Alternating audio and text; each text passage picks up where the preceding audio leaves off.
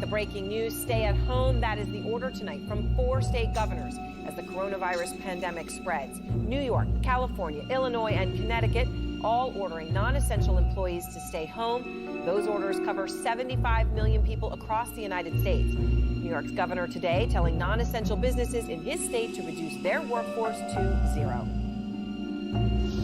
These are not helpful hints. These are legal provisions. They will be enforced. There will be a civil fine and mandatory closure for any business that is not in compliance. Again, your actions can affect my health. That's where we are. But President Trump saying these orders will not go national. What Governor Cuomo has done in New York, is there any more consideration to a national lockdown to keep people in their homes? I don't think so. Essentially, you've done that in California, you've done that in New York. Those are really two hotbeds. Those are probably the two hottest of them all in terms of hotspots. I don't think so, because you go out to the Midwest, you go out to other locations, and they're watching it on television, but they don't have the same problems. So I've been on the sideline for years with my Dogman Encounter. I watched the debates raging about what they are. I've seen YouTube channels attacking each other over their opinions. Well, let me tell you my story and give you my opinion. I don't believe they're flesh and blood creatures. I don't think they're interdimensional or aliens. I believe they're demons, real demons, and here's why. In 2020, during the height of the outbreak, I found myself in a panic because I was just getting terrible information, watching the news, putting my faith in what man had to say. And that led to me just leaving, going out into the woods. I mean, I was over civilization as a whole. Didn't want to see people, hear people, even talk to them. That was what led me into the Appalachian Mountains, where I spent 3 months alone, living off the land. Now, let me say this. My grandfather used to tell me stories about the Bigfoots. And I remember him telling me about the Bigfoots chasing them out of the woods, turning on the doorknobs at night when they were kids. So to be clear, I knew there were things in these woods. Hell, I had even encountered a Bigfoot myself. But this Dogman creature, I'm telling you, it's gotta be a demon or some type of falling angel. Listen, I hike out 15 miles out into the woods, not a person in sight, and I start to find these strange things that don't make sense.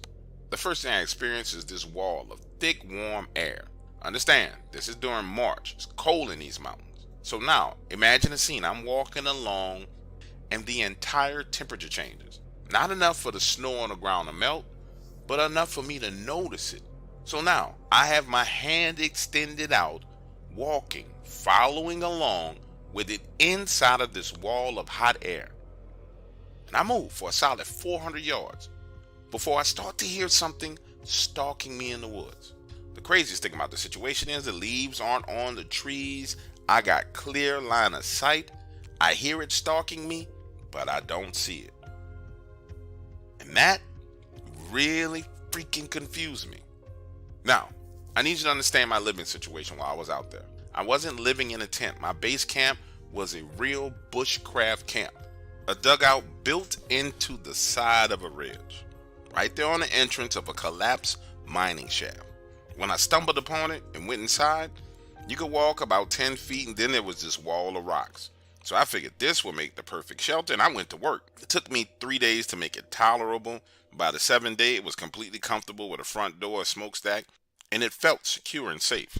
Now, the reason why I explain this to you is because I need you to understand that I wasn't living in a tent during the wintertime like some fool. Nonetheless, the first time I encountered this Dogman, and by encounter I mean I saw one of these creatures, was daytime, no later than 12 noon. I was inside my dugout with the door closed, cooking beaver. It was the only thing I had been able to successfully and consistently trap over a 10-day period when I see something walk by the closed door. And whatever it was huge, because it took one giant step. Wham, it was gone. So I go out the door and look around and only find one print, one huge canine footprint. Talk about being flabbergasted. I'm searching the area, trying to find another footprint, because this one was the size of my hand. And I just knew there had to be another print within the vicinity, and there was absolutely nothing. I circled over and over and over and over, making circles, widening the search, looking for another print, but couldn't find anything. Get this, the next day I'm headed down, trying to break the ice so I can set some traps to catch fish. This area is not big enough to be called a lake. It's more like an oversized pond that was created by the runoff from the mountains, but it's surrounded by these tall reeds. But understand, it's wintertime. These reeds are dried up and dead. So when you walk through them, it's noisy. I'm talking about really, really noisy. And to get to the water, you have to go through about 25, 30 yards of these loud reeds. Picture the scene. I'm there, breaking the ice, setting traps, when I hear the reeds on the other side of the pond begin to move. There is no way you can mistake that sound. There's no breeze blowing. It's clear as day. The reeds are moving, but looking over in the direction of where now I see the movement, there is nothing there. I mean, absolutely nothing. And again, I need you to understand these reeds are dead. You can see through them. It's not like it's overgrown and you can't see. I'm looking with my own two eyes, seeing them move and not seeing a freaking thing, man. Now, when you're in a situation like that out in the woods all alone, it's very, very important that you keep your wits about yourself and don't allow yourself to go into fear. I'm telling myself, listen, that's just some small animal low to the ground moving through the reeds that you can't see. No, no, no, no, no, no, no, no, no, no. So I do a quick scan low to the ground, and bro, that's when I see these red eyes. Do this. Take your fist, ball it up. In the inside of your fist, where your thumb is, that's about how big these red eyes were in broad daylight. They are low to the ground, and by low I mean 3 feet off the ground, and then they rise straight up into the air. And those reeds had to be 12, 13 feet tall. These eyes had to be almost 9, 10 feet tall. But get this, there's no body. Pause. Now somebody's probably saying, yeah, you out there in the woods smoking some weed, doing some drugs. Listen, man, I don't smoke cigarettes. More so smoke any weed. I don't even drink beer. What I was seeing was real. Utterly and completely terrified me. I turn around, skedaddle, back off that ice, through the reeds, back up to my dugout, and sit inside spooked. So spooked that I didn't have anything to eat, and I didn't come back out of there for 2 days. After 2 days, the hunger kicks in, and now I gotta go find me something to eat. Now understand, I have other traps set around the area. I'm thinking to myself, listen, I gotta have caught something. Let me at least get the courage to go out here and check my traps. So now I'm heading back out of my dugout into the woods, and that's when it dawns on me what is going on. Remember that wall of air that I told you about earlier?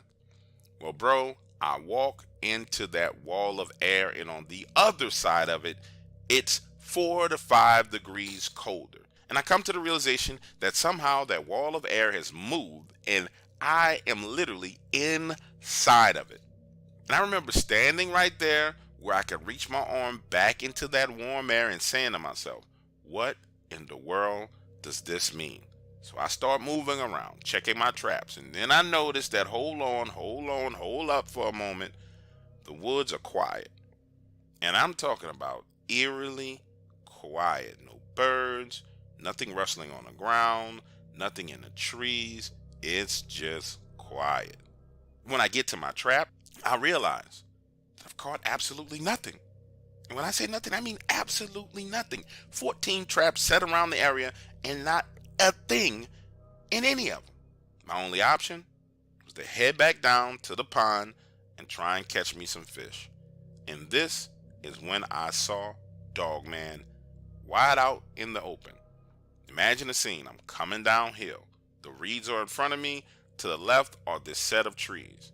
And I'm just walking. I don't hear a sound, but something tells me look over to my left. And when I look over to my left, there it is, walking on 2 legs, black as midnight, huge, sharp, pointy ears. Its back is turned to me, and I see this gigantic ridge. I don't know if that's hair or if that was muscle, if that's a mane, like what people say, but I see it and freeze. You know how it is in those horror movies where the good guy sees the bad guy first, and then the bad guy feels the good guy looking at him, turns around and gives him this evil look? Well, that's exactly what happened to me. This thing turns around, looks at me over his shoulder like, I can't believe that you walked up on me. And it gives me this look that sent a chill down my spine. And I know people say that a whole lot, but I'm telling you, it sent a chill up and down my spine. I felt it in my coccyx. For those of you who don't know what the coccyx is, that's your tailbone. I felt a chill go from my tailbone all the way up my spine to the base of my neck and then shoot back down. Then on top of that, this thing takes one step and disappears behind this clump of trees. So now I'm like, okay, we're in a Mexican standoff.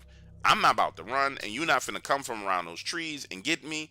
So I stand there for 15 minutes, bro. 15 minutes, don't hear a sound. Remember, it's dead quiet in these woods. No movement, don't hear anything. So now I'm switching positions, moving slowly, trying to see on the other side of that tree, and it's gone. Gone. Finito. Gone. Nowhere you can find it. Can't see it. It's not there. I even walk up to that clump of trees, walk around them in circles. Gone. No footprints. No nothing. Somebody please explain that to me. Now, if you listen to the story, you can say, and I wouldn't be mad at you if you said, oh, bro, you was hallucinating. But I wasn't hallucinating. I'm going to tell you exactly how serious I was about this. I turned around, went back, got my stuff, and began to hike out of there, knowing that there was a strong possibility that I would be hiking through the night, but I decided I didn't want to be in the woods with nothing like that anymore. Hours. When I say hours, hours later into the darkness, I get back to my vehicle and head my behind home.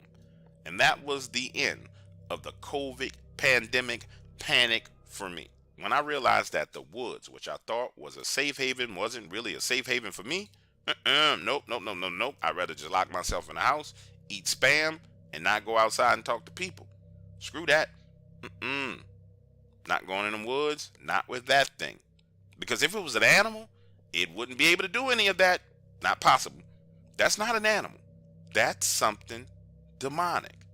And I'm leaning towards it's a fallen angel. Now, here we go. Somebody saying, well, why would you call it a fallen angel? What makes you think it's a fallen angel?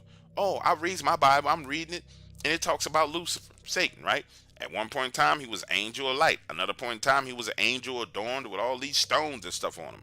Then, the next time we hear about him, he's a serpent in the garden with legs. After that, we hear about him as a dragon. Clearly, Lucifer, Satan, could transform his body into different shapes.